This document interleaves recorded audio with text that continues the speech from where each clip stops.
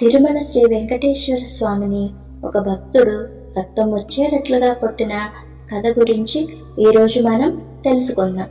వీడియోలోకి వెళ్లే ముందు మీకు నా విన్నపం అండి, మీకు కనుక ఈ వీడియో నచ్చినట్లయితే దయచేసి లైక్ చేసి సబ్స్క్రైబ్ చేయండి. ఓం శ్రీ వెంకటేశాయ నమః అని కామెంట్ చేయండి. పల్నాటి గ్రామంలో ఒక రైతు కుటుంబం ఉండేది. అతని పేరు రామయ్య. ఆయన దంపతులకు ఒకే ఒక కొడుకు. అతని పేరు కృష్ణ. ఆ పిల్లవాడు చిన్నప్పటి నుంచి దైవభక్తి కలిగి ఉండేవాడు. ప్రత్యేకంగా శ్రీ వెంకటేశ్వర స్వామిని ఎక్కువగా ఆరాధించేవాడు.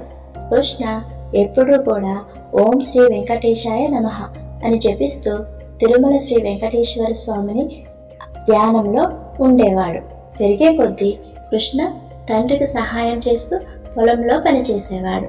కానీ ఎల్లప్పుడూ తన మనసు మాత్రం శ్రీ వెంకటేశ్వర స్వామి ధ్యానంలోనే ఉండేది. ఒకరోజు తన తల్లిదండ్రులకు నచ్చజెప్పి తిరుమలకు వెళ్లేందుకు కృష్ణ బయలుదేరాడు. ఊరిలోని కొంతమంది తిరుపతి వెళ్తుండగా వారితో కలిసి తిరుమలకు చేరుకున్నాడు. తిరుమలకు చేరుకున్న కృష్ణ ఆలయంలో ప్రవేశించి స్వామివారిని చూసి మంత్రముగ్ధుడవుతాడు. అతని కళ్ళలో ఆనంద బాష్పాలు ఉప్పొంగాయి. ఓ స్వామి, నేను ఇక్కడికి రాగానే నా హృదయం ఎంతో సంతోషంతో నిండిపోయింది. నాకు ఇక్కడే ఉండాలని ఉంది అని మనసులో అనుకున్నాడు. ఆ రోజు రాత్రి ఆలయం దగ్గరే ఒక మూలలో తలవాల్చి నిద్రపోయాడు. కానీ ఓ విచిత్రమైన సంఘటన జరిగింది. రాత్రి సమయంలో కృష్ణ నిద్రిస్తున్నప్పుడు ఒక అపరాధి ఆలయంలోనికి ప్రవేశించి స్వామి విగ్రహంలోని ఆభరణాలను దొంగిలించాడు. ఆలయ సిబ్బంది ఉదయాన్నే వచ్చి స్వామివారి ఆభరణాలు లేకపోవడం గమనించి అందరూ కలవరపడ్డారు. రాజుకు సమాచారం అందించారు. రాజు వెంటనే తన సైన్యాన్ని పంపించి విచారణ చేయించారు. అప్పటికి కృష్ణ ఆలయం దగ్గరే ఉన్నాడు. అతన్ని చూసిన రాజు సైనికులు ఇతడే దొంగ అని అనుకొని పట్టుకొని తీసుకువెళ్తారు.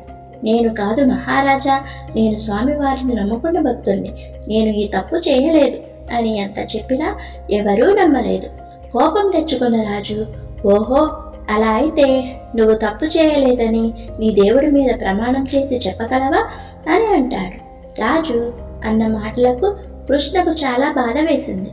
అతని మనసు బాధతో ఉప్పొంగింది. తను ఎలా అయినా ఈ తప్పు చేయలేదని నిరూపించాలని ఆలయంలోకి వెళ్ళి స్వామివారిని చూస్తూ, స్వామి, నేను ఈ తప్పు చేయలేదని నీకు తెలుసు, కానీ ఈ రాజుకు నువ్వు చెప్పకపోతే నేను అపరాధిగా మారిపోతాను, నా జీవితమే నాశనమవుతుంది అని వేడుకున్నాడు.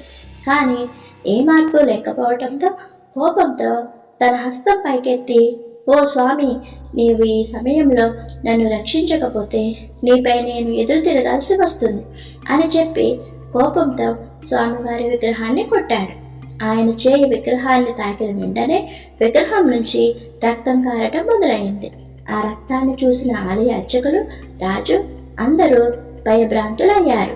ఆ క్షణమే ఆకాశవాణి వినిపించింది, కృష్ణ అపరాధి కాదు అని. నిజమైన దొంగ ఆలయం బయటే దొరికాడు. అందరూ ఒకసారిగా షాక్ అయ్యారు. కొద్దిసేపటిలోనే నిజమైన దొంగను పట్టుకుని రాజు ముందుకు తీసుకువచ్చారు. రాజు తన తప్పును అర్థం చేసుకుని కృష్ణ ముందు మోకరిల్లి క్షమాపణలు చెప్పారు. చూసారా, శ్రీ వెంకటేశ్వర స్వామిని నమ్ముకుంటే ఆయన తన భక్తులను వెన్నంటే ఉండి ఎలా కాపాడుకుంటారో, అలా ఆ సంఘటన జరిగిన తర్వాత కృష్ణ తిరిగి తన గ్రామానికి వెళ్ళలేదు. తిరుమలలోనే ఉంటూ స్వామివారికి సేవ చేస్తూ జీవితాంతం భక్తిలోనే మునిగిపోయాడు. ఆయన భక్తిని, స్వామివారి అనుగ్రహాన్ని గుర్తిస్తూ ఈ కథ తరతరాలకు పాఠంగా మారింది. ఈ కథ ద్వారా మనం గ్రహించాల్సింది ఏమిటి అంటే, నిజమైన భక్తికి ఎప్పుడూ దైవ అనుగ్రహం ఉంటుంది. దేవునిపై శ్రద్ధ, భక్తి, నమ్మకం ఉంటే ఎప్పుడు రక్షణ కలుగుతుంది. ఏ పరిస్థితిలోనైనా సత్యమే గెలుస్తుంది. ఓం శ్రీ వెంకటేశాయ నమః.